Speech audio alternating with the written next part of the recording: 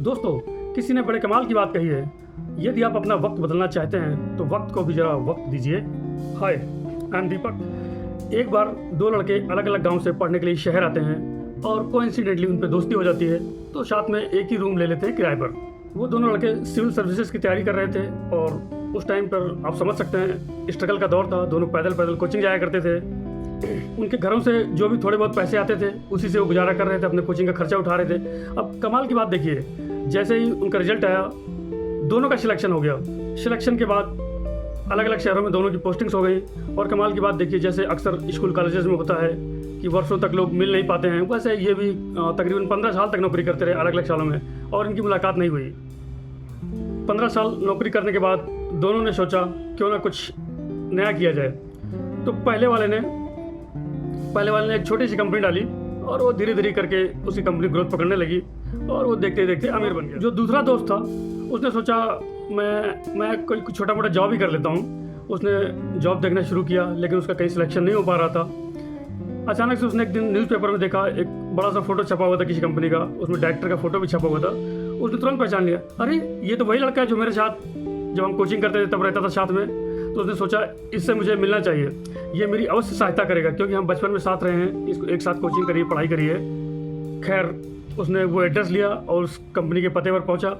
वहाँ पर गार्ड मिला। गार्ड से उसने बोला, मैं तुम्हारे मालिक का दोस्त हूँ, मैं उनसे मिलना चाहता हूँ, तुरंत मिलना चाहता हूँ। गार्ड ने कहा, बेशक आप उनके दोस्त होंगे, बट यहाँ पर वो अभी मालिक हैं, आपको थोड़ा इंतजार करना पड़ेगा, आपको अपॉइंटमेंट लेके आना चाहिए था।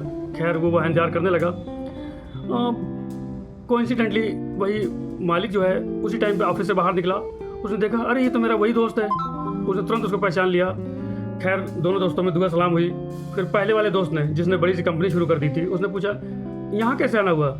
तो दूसरे वाले दोस्त ने कहा, क्या बताऊँ यार, मैं जॉब ढूंढ रहा हूँ और मुझे कोई जॉब नहीं मिल पा रही है, तो क्या तुम मुझे, तेरी तो बड़ी कंपनी हो गई, तो क्या मुझे जॉब पे रख लेगा। बोला क्यों नहीं यार। वो बोला, क्यों नहीं दोस्त, तू आज से ही कंपनी ज्वाइन कर ले, जिस भी प्रोफाइल में तुझे काम करना है तू आज से ही ज्वाइन कर ले। धीरे धीरे उनकी दोस्ती जो है पुराने ढर्रे पे लौटने लगी। उसी ढर्रे पे जब वो कोचिंग किया करते थे वो एक साथ काफ़ी वक्त बिताने लगे। एक दिन शाम को दोनों दोस्त कहीं किसी पार्क में बैठे हुए थे। अचानक जिसने नौकरी ज्वाइन करी थी उसने पूछा, यार हम दोनों ने एक साथ पढ़ाई करी थी, एक साथ कोचिंग की थी, दोनों का सिलेक्शन हो गया, दोनों लोग जॉब पे गए, फिर अचानक से तू इतना बड़ा आदमी बन गया, कंपनी डाल ली, ऐसा क्यों हुआ, मेरे साथ ऐसा क्यों नहीं हुआ।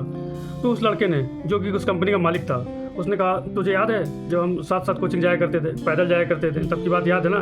उसने बोला, हाँ यार याद है, मुझे याद। तुझे याद होगा जब हम एक दिन कोचिंग जाने के लिए निकले थे और जब आधे रास्ते पहुंचे थे, तकरीबन 500-700 मीटर, तब मैंने तुझसे कहा था, यार रूम की लाइट और फैन शायद हम खुली छोड़ आए हैं, हमें उसको जाकर बंद कर देना चाहिए। तो तूने कहा था, यार वो रूम हमारा थोड़ी है, हमारा तो फिक्स किराया है। और तू ये कहकर कोचिंग चला गया। कोचिंग जाने के बाद मैं वापस से रूम पर गया था, लाइट बंद की, फ़ैन बंद किया, तब मैं कोचिंग गया।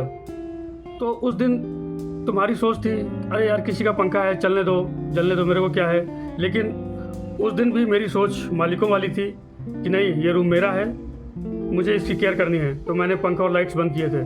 और आज भी तेरी सोच नौकर वाली ही है, जबकि मेरी सोच उस दिन भी मालिक वाली थी। दोस्तों, बड़ी मज़ेदार कहानी है। दोस्तों, ये छोटी सी कहानी हमें बहुत कुछ सिखाती है। ये सारा खेल सोच का है। यदि आपने सोच लिया तो आप अचीव कर पाएंगे, अन्यथा और किसी वजह से यदि आपका वक्त ख़राब चल रहा है तो वक्त को भी ज़रा वक्त दीजिए, सब सही हो जाएगा।